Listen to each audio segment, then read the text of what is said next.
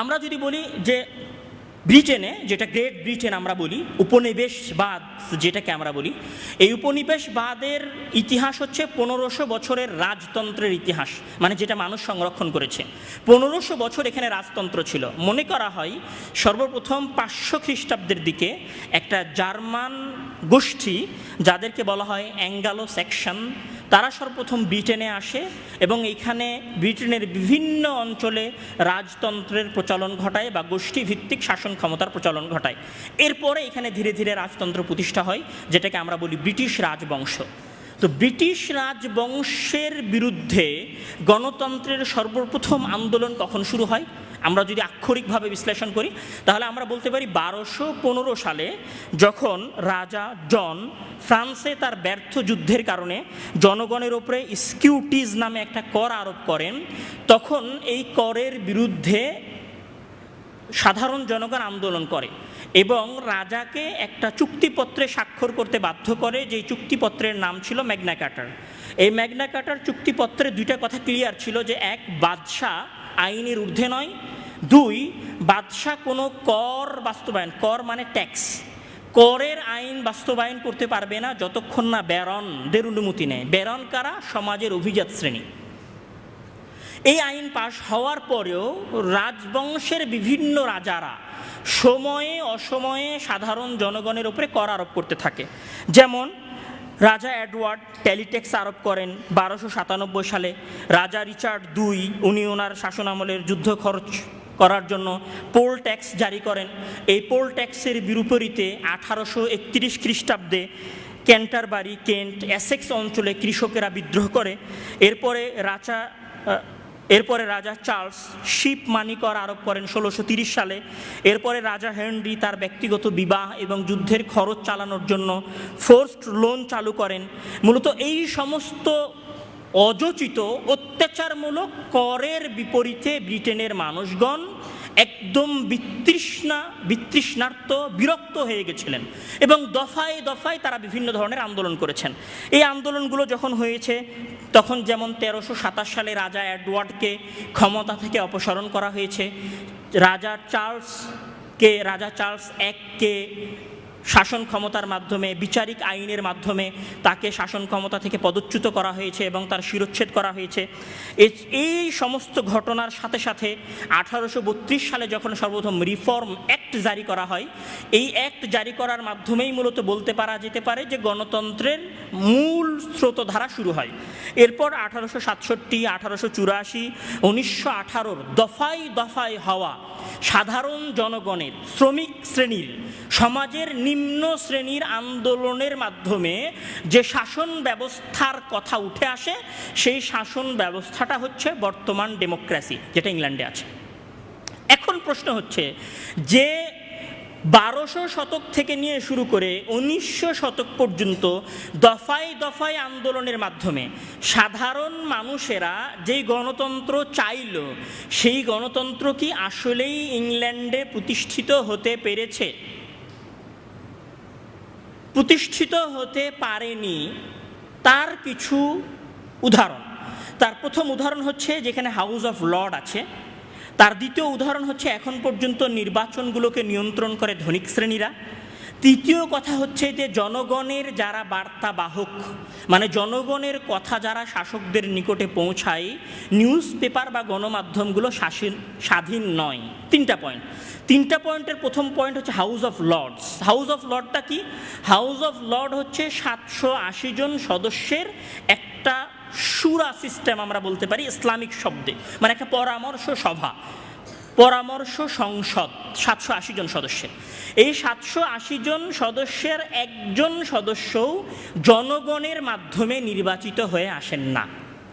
তারা হয় চার্চের পাদ্রী, হয় বংশানুক্রমে তারা ওই আসনটা পেয়েছেন, অথবা তাদেরকে নির্দিষ্ট একটা গোষ্ঠী নির্বাচন করেছে।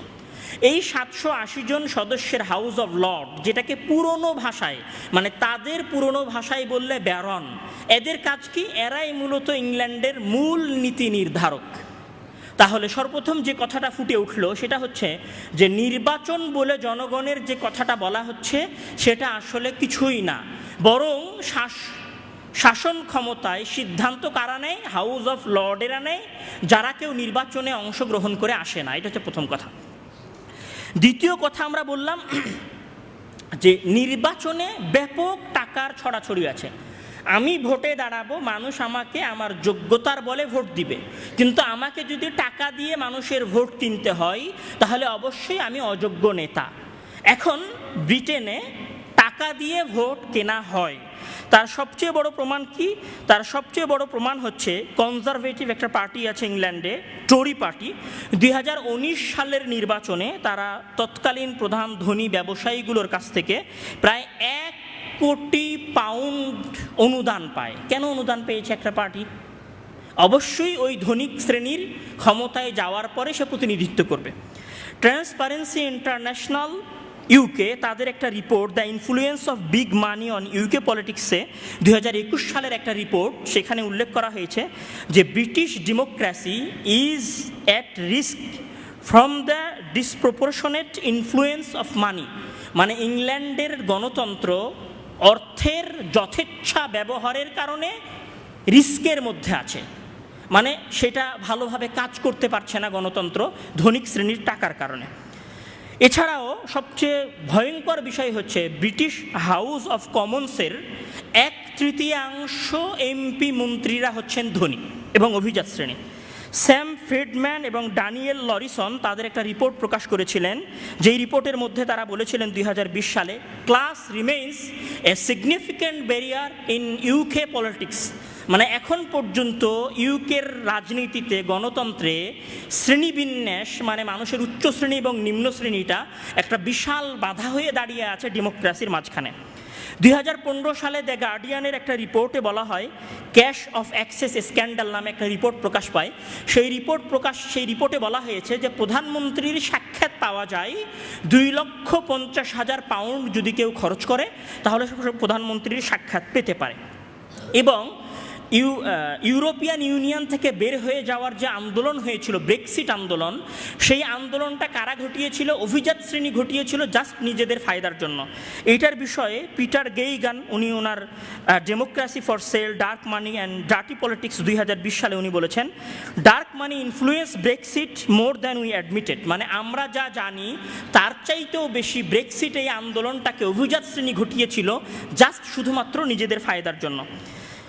এটা গেল এই অংশগুলোর, এই রেফারেন্সগুলোর মাধ্যমে যে সারমর্মটা বেরিয়ে আসে সেটা হচ্ছে যে ইংল্যান্ডের পলিটিক্স বা ইংল্যান্ডের গণতন্ত্র সাধারণ মানুষের সাথে কানেক্টেড নয়, বরং এটা কানেক্টেড হচ্ছে ধনিক শ্রেণীর সাথে, যেটা তাদের বিভিন্ন সংস্থার রিপোর্ট প্রকাশ করতেছে। এরপরে আসেন তৃতীয় পয়েন্ট, যে আমি একজন সাধারণ মানুষ, আমি আব্দুর রহমান, আমি যে আমার নিজের কথা বলবো, আমি যে আমচত্বরে দাঁড়িয়ে বিদ্রোহ করব, সমাবেশ করব, বিক্ষোভ মিছিল করব, যেটা ডেমোক্রেসিতে জায়েজ বা বৈধ, আমার এই বিক্ষোভ মিছিল, আমার এই আন্দোলনটাকে সরকার পর্যন্ত পৌঁছাবে কে? অবশ্যই বাংলাদেশের নিউজ পেপারগুলো। এখন ইংল্যান্ডের এই জনগণের বার্তাবাহক নিউজ পেপারগুলো যদি পলিটিশিয়ানদের হয়, যদি ধনিক শ্রেণীর হয়, তাহলে মানুষের বিদ্রোহ যদি ধনিক শ্রেণীর বিরুদ্ধে যায়, তাহলে এই নিউজ পেপারগুলো কি মানুষের সংবাদ সরকার পর্যন্ত পৌঁছাবে? পৌঁছাবে না। এটাকে ভিন্নভাবে ম্যানিপুলেট করবে। তার সবচেয়ে বড় প্রমাণ হচ্ছে ইউকের বহু দৈনিক পত্রিকা, যেমন the sun, the daily mail, Telegraph, এগুলো সব বিভিন্ন ধনী কর্পোরেট বিজনেসম্যানদের। মিডিয়া রিফর্ম কোয়ালিশনের মতে উনি বলেছেন যে just three companies control 90% the national news paper of UK. মানে ইউকের মাত্র 3টা কোম্পানি 90% গণতন্ত্রকে নিয়ন্ত্রণ করে। তাহলে গণমাধ্যম, নিউজ পেপার, মিডিয়াগুলোও যদি ধনিক শ্রেণীর হাতে থাকে, তাহলে এখানে তো সাধারণ জনগণের কথা বলারও অপশন থাকলো না। মানে সাধারণ জনগণ গণতন্ত্র প্রতিষ্ঠা করেছিল নিজেদের অধিকার আদায়ের জন্য, কিন্তু দেখা গেছে যে সাধারণ জনগণ ঘুরে ফিরে অভিজাত শ্রেণীর টাকার বেড়াজালের মধ্যে, টাকার জিঞ্জিরের মধ্যে আবদ্ধ হয়ে গেছেন। এছাড়াও ইংল্যান্ডের কিছু শ্রেষ্ঠ দার্শনিক এবং গবেষক, যেমন ক্যামব্রিজ ইউনিভার্সিটির পলিটিক্যাল ডিপার্টমেন্টের একজন অধ্যাপক ডেভিড রুনসিম্যান, উনি ওনার বই হাউ ডেমোক্রেসি ইন্ড, এই বইয়ের মধ্যে উনি বলেছেন যে একদিনে একবারে হুট করেই গণতন্ত্র ইংল্যান্ডে শেষ হয়ে যাবে, তার অযোগ্যতার কারণে বিষয়টা এরকম না, বরং গণতন্ত্র শেষ হয়ে যাবে নিষ্ক্রিয়তার মাধ্যমে, মানে গণতন্ত্র ফাংশন করবে না, যেমনটা এখন ঠিকমতো করতেছে না। গণতন্ত্র ফাংশন না করার কারণে গণতন্ত্র ধ্বংস হয়ে যাবে। মার্টিন উলফ, যিনি ফাইন্যান্সিয়াল টাইমসের একজন গবেষক, উনি ওনার গবেষণার মধ্যে বলেছেন যে ইউকের ডেমোক্রেসিতে, ইউকের গণতন্ত্রে এখন দুইটা জিনিস সবচেয়ে বেশি পরিলক্ষিত হচ্ছে। এক, টাকার প্রভাব, আর দুই, কূটকৌশল মানে চালবাজি। দুইটা জিনিস ইংল্যান্ডের ডেমোক্রেসিতে সবচেয়ে বেশি দেখা যাচ্ছে, টাকার প্রভাব এবং কূটকৌশল।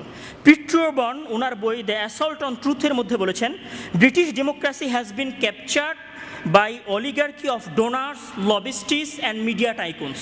মানে ইংল্যান্ডের ডেমোক্রেসি, ইংল্যান্ডের গণতন্ত্র সীমাবদ্ধ হয়ে গেছে, বন্দী হয়ে গেছে ধনিক শ্রেণীর হাতে, বিজনেস টাইকুনস যারা, বড় বড় ব্যবসায়ী যারা, তাদের হাতে ইংল্যান্ডের ডেমোক্রেসি কারাবদ্ধ হয়ে গেছে।